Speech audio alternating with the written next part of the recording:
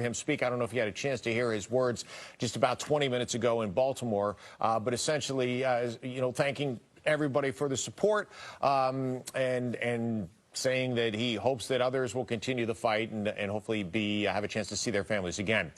Michael, I want to start with you here, first of all. This obviously is kind of taken on the face of the issue when it comes to the deportations right now, just because it's been in the news so much.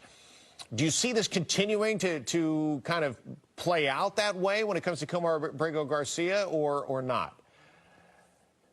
Yes, I think it will keep playing out that way, because when he was supposed to be deported at first, he had an order of non-deportation, but it was only because they didn't want him to go back to a certain country.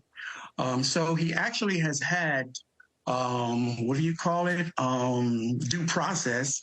He's had due process, and I would say most of the illegal aliens that are being deported, they don't have as much due process as Mr. Abrego Garcia has had. Erica, your thoughts? My thoughts are with the people that are out there protesting against what is going on.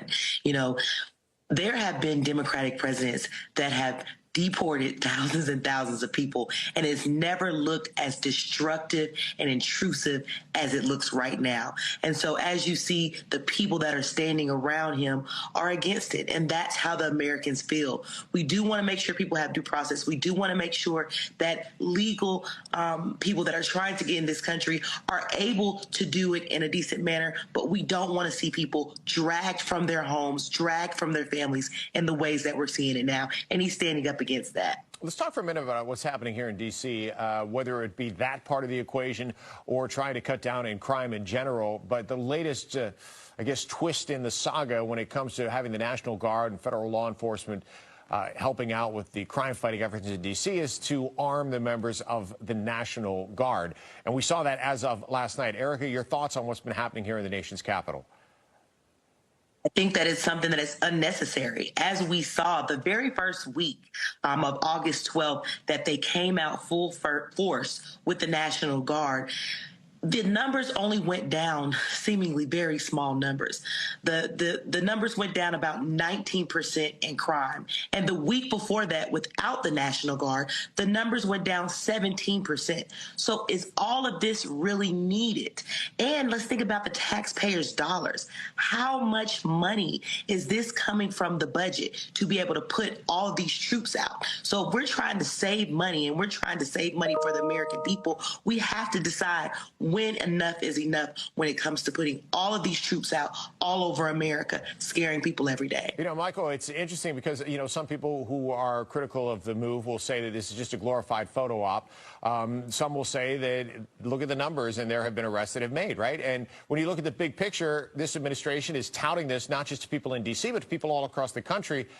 And they say, you know what, say it's a photo op. We're reaching people that we want to reach and say that there has to be something done about crime in this country.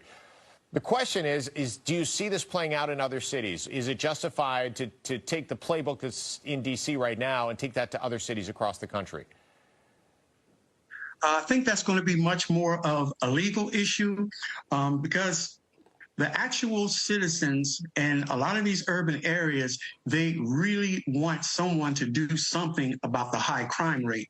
And you just can't just tout numbers, because as we see, there was a D.C. commander, Michael Ameer, that's on paid administrative leave for deliberately falsifying the crime numbers. There's also been a Black female, Sergeant Charlotte Dessous. She has also just settled a lawsuit with the MPD for her reporting misclassified crimes. And so you notice they will always talk about the numbers, but they will never talk about what they did to make the numbers come down, because more than likely it has been a fudging of the numbers. Just like if you look at Mayor Giuliani, when he took over back in the 90s in New York, he had the broken windows theory, and that was to basically go after every crime and every